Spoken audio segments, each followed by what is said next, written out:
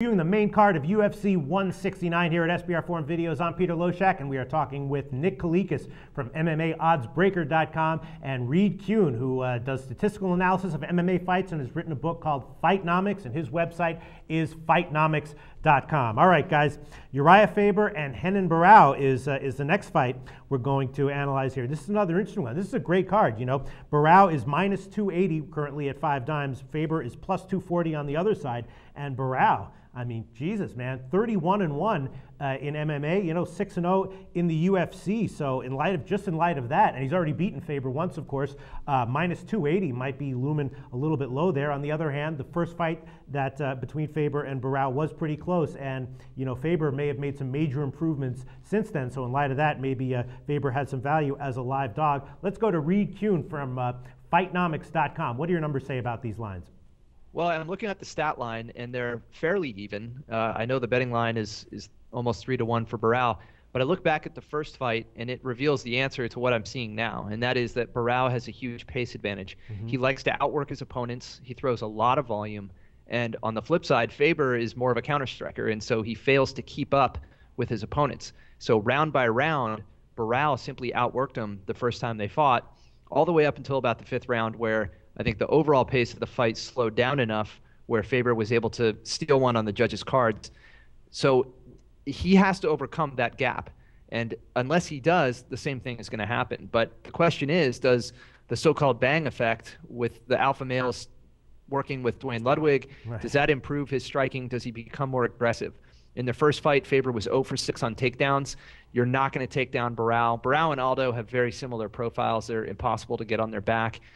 So maybe he should just abandon that altogether, which is interesting because he has a wrestling background. But his hands are actually quite good. His striking accuracy is high. He scores knockdowns. So maybe if he focuses on that striking, he lands those counters, he gets the timing earlier, or slows the fight down earlier, maybe he's got a shot. So historically, upsets in title fights don't happen very often. It's more like 1 in 5. So there's 2 belts on the line here. Is there going to be an upset in either one of them? Probably not. But if you're looking for upset potential in a title fight, Faber brings a lot more value to the table. I think it's a more interesting matchup here. And I mean, I think a big X factor is how much has his technical striking improved. Is there any way that you can approximate that statistically? Well, before and after, I did do an analysis of Team Alpha Male fighters before and after the appearance of Ludwig.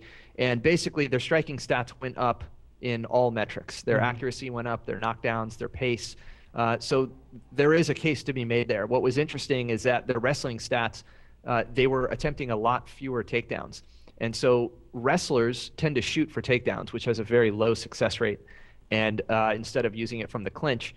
So if he changes his game plan to reflect that, to learn from these mistakes, to stop shooting for takedowns on guys with good defense, and not wasting that, to focus on the striking, which he has improved in, there's a lot of reasons to say that yes, he should have improved from that last fight. Now he's going to be one of the oldest fighters on the card.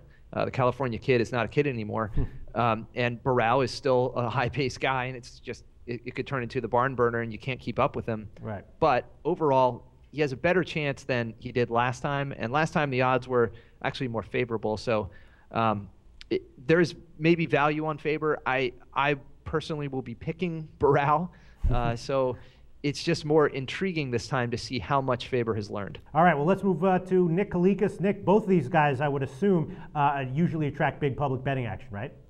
Ton. You're right. So now they're faced up against each other. Which way is it? Just going to be again a big volume fight, but split down the middle in terms of the action? No, actually, I think we're going to be heavier on Faber overall across the board. I mean, he's such a popular fighter. At this stage, he's looked tremendous in his last few fights. I mean, I've honestly counted him out in the last couple spots. I thought that he was very beatable. I mean, he is getting a little bit older. I thought I was spotting kind of a sign of a decline, but that wasn't the case. I mean, the guy showed up, looked tremendous. I mean, his last fight against McDonald, his striking looked off the hook. I mean, you got to give the guy credit. So sure. I think he has improved a lot. He's got confidence going into this fight. He's at a good spot to possibly pull off the upset, especially with the state of MMA judging, which we say all the time. But I really think that the clear edge does belong to Barao, though. My concern in their first fight was the cardio Barao, because he seemed to fade as the fight went on. But his cardio is actually improving, and we know he can go 5 strong rounds now. So it's going to be interesting. I think he can win at least 3 out of 5 clearly, because he's a better striker. And as Reed just mentioned, I mean, he's got great takedown defense. So Faber's not going to probably get him to the floor. And I just think it's a bad matchup for him on the feet as well. So I know we're going to get a lot of support on Faber. I know he's going to be able to hang and keep it close because the guy's just tremendous. But unfortunately for him, I do think that Barao's a bad matchup. He's going to outstrike him. He's going to land the cleaner shots, and Faber's just going to struggle again to control the pace of the fight. But in the end, you think that you're anticipating the books needing Barao in order to win this fight? Yes, I do. Wow, I think that we'll need overall across the board. It'll be a decent decision compared to the Jose Aldo Lamas fight that we were just talking about, which would be maybe a little edge to the books on Aldo. Here it's going to be a more significant of an edge, I think, in Barao. All right, before we wrap it up, let's go back to Reed Kuhn from Fightnomics.com. Reed Kuhn, if you had to make a bet on this one, which way would it be? And if you don't want to take a side, maybe like a prop. Well, the prop is probably that neither one of these guys will be finished. I don't see that happening. I do think this will be competitive. I think Faber will probably do better than he did last time, but I still don't know if he can overcome Barao's onslaught. So I'm picking Barao. In terms of value, though, there's probably more value to figure out some over-unders. The total is 4.5 rounds. Over is minus 150. You think that has some value there?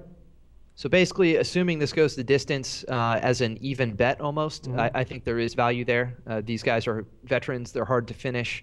And with experience does come submission defense. So I don't think either guy is going to get submitted here. The question is, does someone land a clean shot? That's less likely in the bantamweight division. So I would go with the over.